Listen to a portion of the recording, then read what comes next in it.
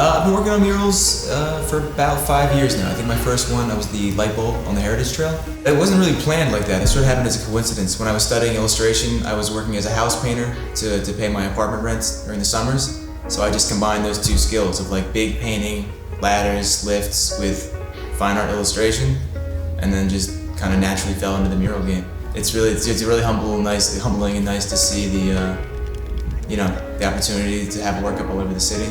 It's just really an honor to be able to put color up here. My name is Eric Bussart. I'm an illustrator and mural artist working in the Scranton area.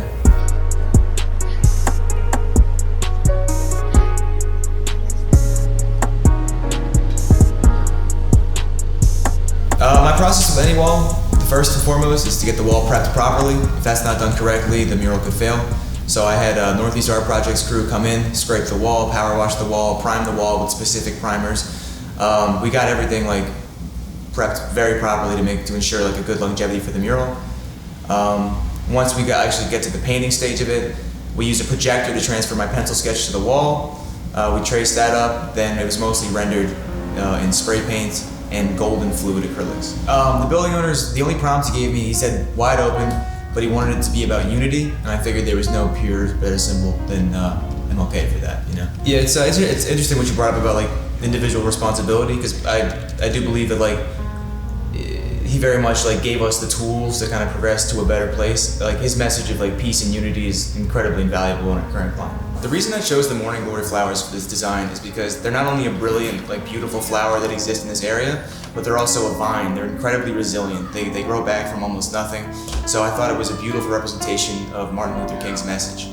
It's beautiful, resilient. Resiliency for sure was something I noticed when I came to the city of Scranton. Just knowing part of the history.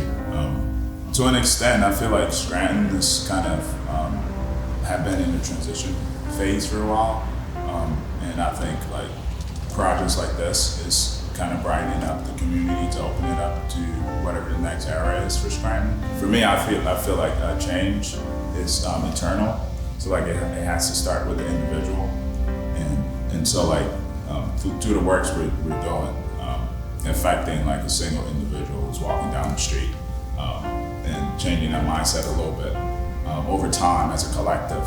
That's where the real change starts to happen, and I hope people not just in Scranton but globally as well start to realize that, and start to affect change for themselves and not wait on some kind of superhero or something. My name is Emmanuel Wisdom. I'm a graphic designer and lettering artist based in Philly. My transition to murals started a few years ago. The very first one was the Human After All mural that's around the corner on the Leonard Theater. When it comes to like the murals, he handles all of that. The design part of it, my process is mostly kind of understanding the project, doing some research. I went to school here for 4 years, so I kind of know like quote unquote my audience a little bit. So tying that in with the design. And then, Eric and I have been working together for a while, so the chemistry is pretty nice as well.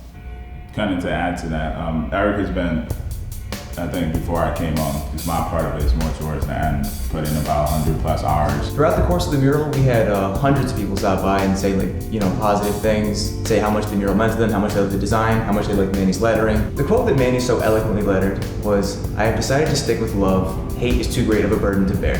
We ran through a couple quotes, but that one has somewhat of like a yin-yang symbol to it.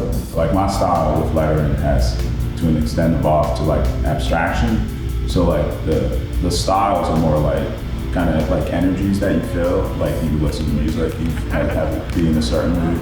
So like the approach is like different styles based on who you are and your experiences and how you feel in that day, something is gonna attract you.